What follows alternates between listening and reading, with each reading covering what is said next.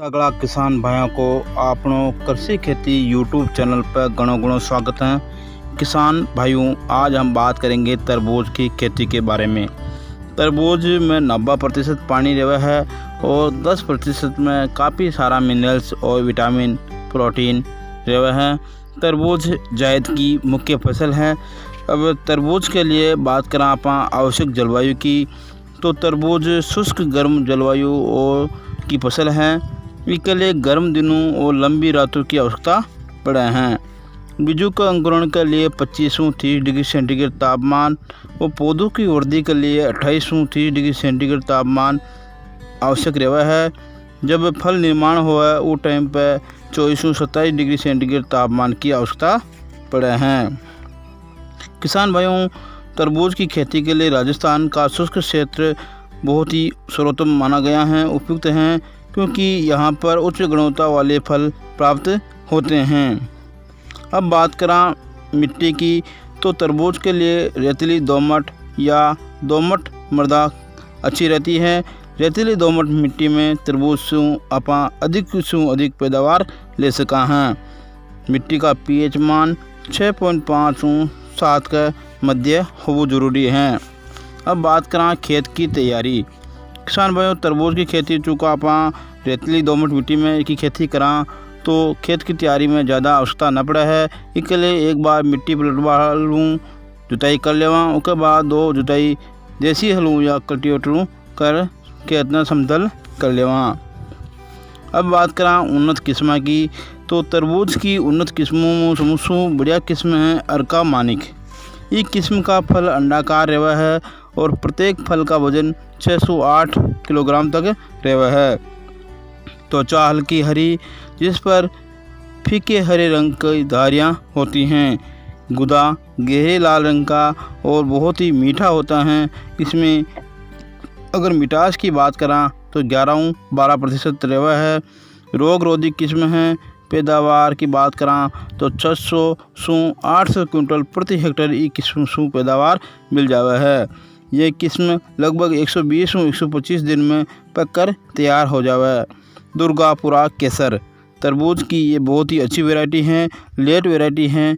फल का भार 4-6 किलोग्राम तक रहता है। त्वचा पर हल्के हरे रंग की धारियाँ पाई जावा है। यह किस्म 95-100 दिन में पककर तैयार हो जावा है। दुर्गापुरा मीठा, जैसे कि नाम से ही प्रसिद्ध हैं, ये बहुत ही मीठी किस्म है तरबूज की और इसका गुदा गहरा लाल रंग का होता है और इसका छिलका मोटा होता है और हरे रंग की धारियाँ होती हैं। इसके अलावा किसान साथियों, शुगर बेबी, अर्का ज्योति बहुत ही अच्छी वैरायटियाँ हैं और सिजेंटा की ब्लैक तरबूज की, dragon king, red chip, jubilee king, super queen और शुगर क्यून, अगस्ता वाटरमेलन बहुत ही अच्छी वैरायटियाँ हैं। इनका भी आप सिलेक्शन कर सकते हो। अब बात करें आप एक तरबूज की बुआई की समय की, तो उत्तर भारत का मैदानी क्षेत्र में तरबूज की बुआई फरवरी से मार्च के मध्य में की जावा है। अगर नदियों के किनारे एक बुआई करनी हो तो नवंबर-मार्च तक की बुआई कर देनी चाहिए। आवश्यक बीज दर की, तो 3-4 किलोग्राम बीज प्रति हेक्टेयर आवश्यक रहता है। बुआई की विधि, बीजों को बोने से पहले 48 घंटे पहले बीजों को पानी से भिगो देना चाहिए, जिससे अंकुरण जल्दी हो सके। तरबूज की बुआई मेड़ों पर लगभग 2.5-3 मीटर की दूरी पर 40-50 सेंटीमीटर चौड़ी नाली बनाकर करनी चाहिए। अगर आप 2x1 मीटर की दूरी पर बुआई करें तो लगभग 1 हेक्टेयर में 1600-1400 पौधा प्रति हेक्टेयर उगाया जा सका है।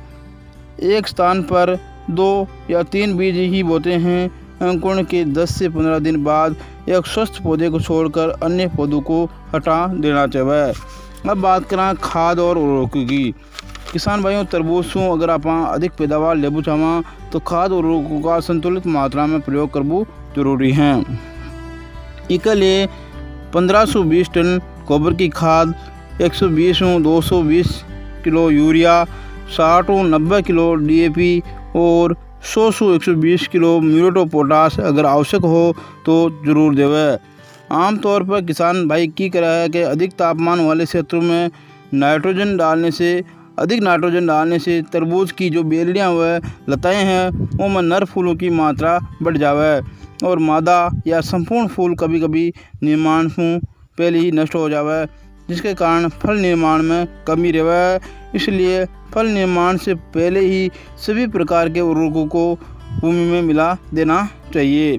अब बात करें तरबूज में प्लांट रेगुलेटर्स की अर्थात वृद्धि हार्मोन्स की, तो तरबूज में मादा फूलों की संख्या में वृद्धि के लिए 2,4,5 ट्राई आयोडोबेंजोइक अम्ल की 25-50 ppm का छिड़काव करवाऊँ। मादा फूलों की संख्या बढ़ जावे और अपना फलों की संख्या भी बढ़ जावली। इनको पहलो स्प्रे बुआई के 15 से 20 दिन बाद करे और दूसरा स्प्रे लगभग 15 दिन बाद कर देवे। इस स्प्रे करवाऊँ अपनी फसल में 1.5 से 2 गुना पैदावार बढ़ेगी। अब बात करें किसान साथियों रोगों और कीटों की, तो तरबूज की फसल में रेड पंपकिन बीटल कीट चेपा जिसे अपन एफिड कहते हैं और फल मक्खी तथा वाइट मक्खी का प्रकोप देखने को मिलता है। इसमें सबसे ज़्यादा फल मक्खी का प्रकोप देखने को मिलता है। तो किसान साथियों फल मक्खी के कंट्रोल के लिए लगभग 100 लीटर पानी में लगभग 1 से 1.5 किलो गुड़ मिलाए और लगभग 15 से 20 ग्राम थायोमेथोक्साम या फिर मेलाथियान पाउडर मिला करके जगह जगह डिस्पोजल के कप में रख देवे, जिससे फल मक्खी वहीं पर समाप्त हो जाएगी। इसके अलावा एफिड के लिए थायोमेथोक्साम 2 ग्राम प्रति लीटर पानी मिलाकर स्प्रे करें या मोनोक्रोटोफॉस 2 ml प्रति लीटर पानी मिलाकर स्प्रे करें।